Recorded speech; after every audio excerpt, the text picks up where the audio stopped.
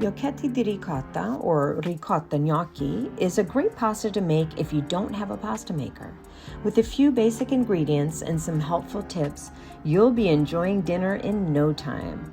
I'm Chef Sabrina Tinsley, and today I'll demonstrate how to achieve tender, delicious gnocchetti to toss with your favorite pasta sauces.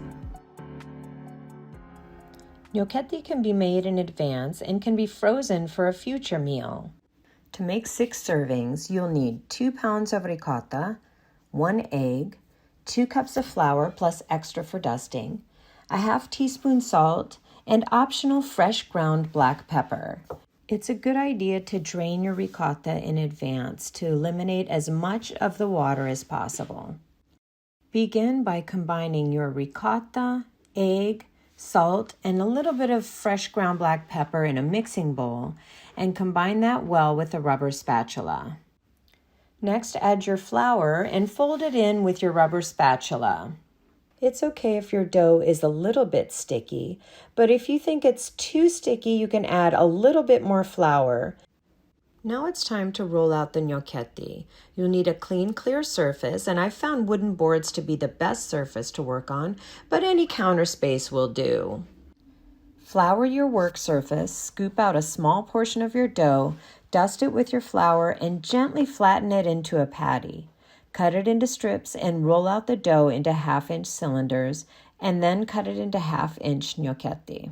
Dust the gnocchetti with additional flour and gently agitate to coat them evenly with the flour.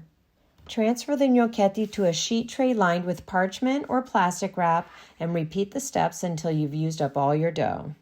If you're having difficulty rolling out your dough, it could be that there's too little or too much flour on your work surface.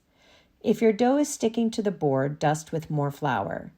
If your dough refuses to roll, remove some of the flour from your work surface so your dough has more traction.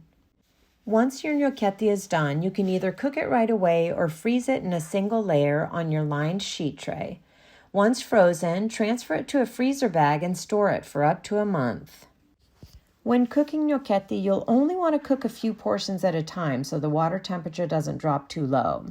Once you drop it in salted boiling water, it'll sink to the bottom. Avoid stirring until it comes to the surface.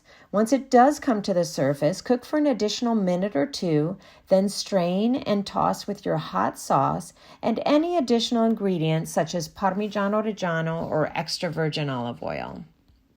Serve immediately and enjoy the fruits of your labor. Buon appetito!